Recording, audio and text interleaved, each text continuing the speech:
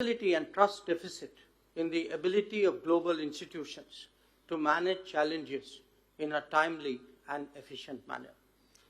These challenges, however, are also an opportunity for member states of the SCO to collaborate and address them collectively. With more than 40% of the world's population within the SCO, our collective decisions will surely have a global impact. Excellencies, while the world was engaged in facing COVID and its consequences, the menace of terrorism continues unabated. Taking our eyes off this menace would be detrimental to our security interests.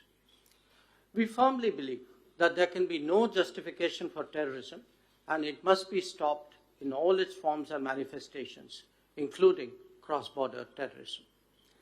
The channel of finances for terrorist activities must be seized and blocked without distinction. Members need not be reminded that combating terrorism is one of the original mandates of the SCO. The unfolding situation in Afghanistan remains at the center of our attention. Our efforts should be directed towards the welfare of the Afghan people.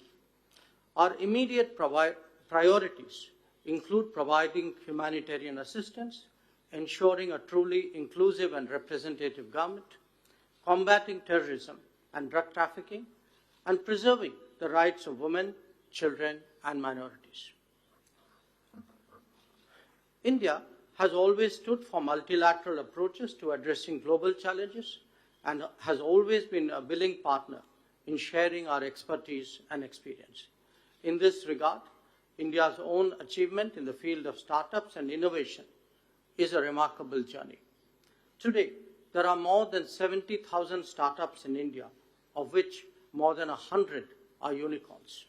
We stand ready to share our experience with member states.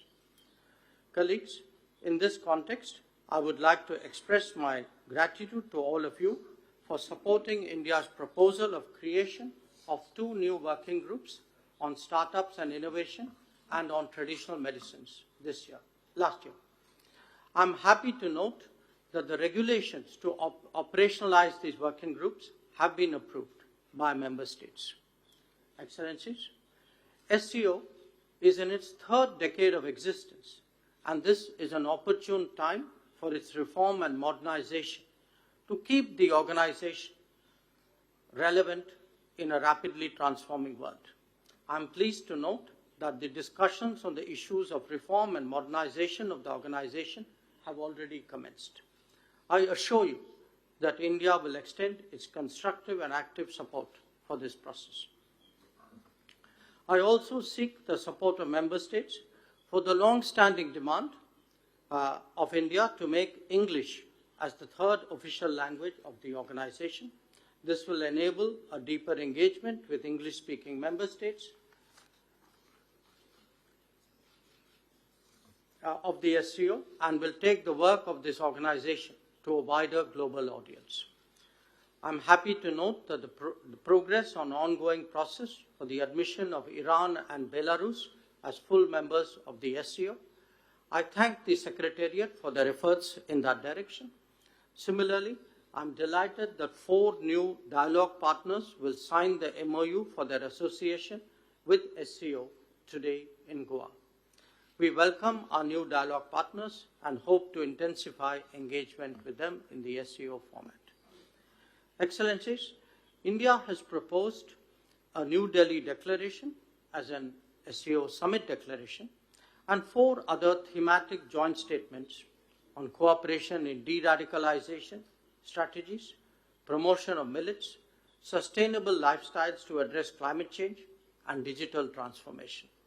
I seek your support in timely finalization of these documents for approval by our leaders at the SCO summit.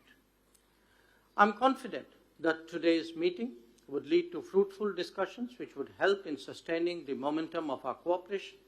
I once again wholeheartedly thank you all for your support for the first ever SCO presidency of India, and I sincerely hope that we can get together to make the SCO Heads of State Summit meeting a great success. Thank you. If you like the video, do like, comment, share and subscribe.